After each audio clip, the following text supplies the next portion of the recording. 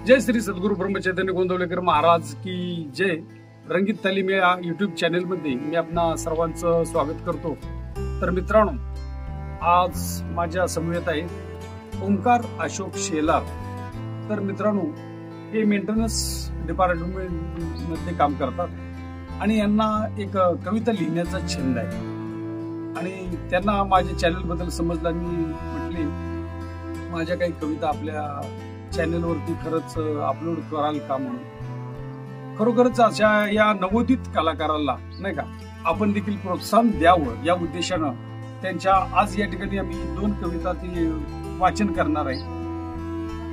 तर बघा तुम्हाला कशी काही कविता वाटते ती, आणि त्यांचं खरोखरच मी काही कविता आता वाचन म्हणजे त्यांच्या डायरी बघितली, त्यांच्या रचना वगैरे मला खरोखरच आवडल्या आणि त्यामुळं या कविता तुम्हाला देखील नक्कीच आवडतील असा मला विश्वास आहे।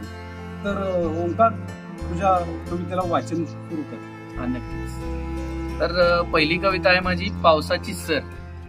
पाऊस आल्यानंतर निसर्गात काय बदल होतात, कशा कशा दृष्टीने आपला निसर्ग बदलून निघतो याच्या संबंधित एक छोटीशी वर्णन कविता म्हणाल ती मी केलेली आहे। तर पावसाची सर।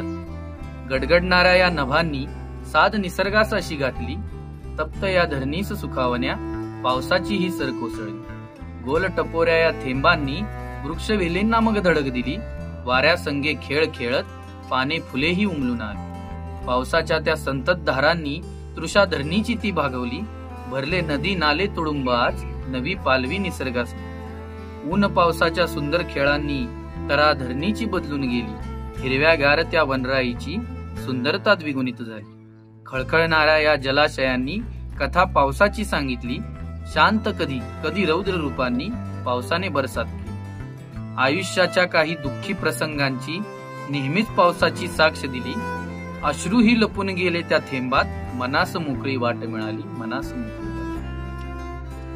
तर ही होती पहिली। दुसरी कविता माझी करता मुलगा।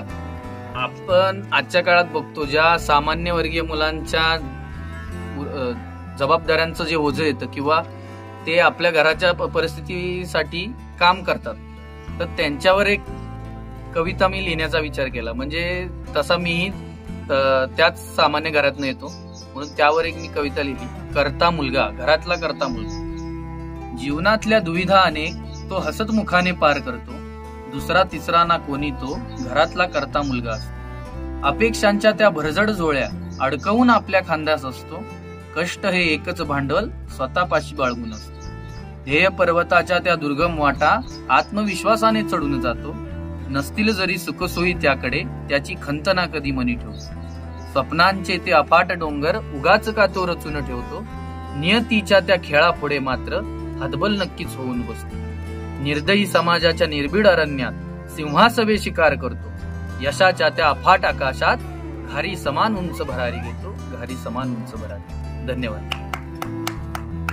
तर मित्रांनो, ओंकारने अशा अनेक कविता लिहिलेल्या आहेत।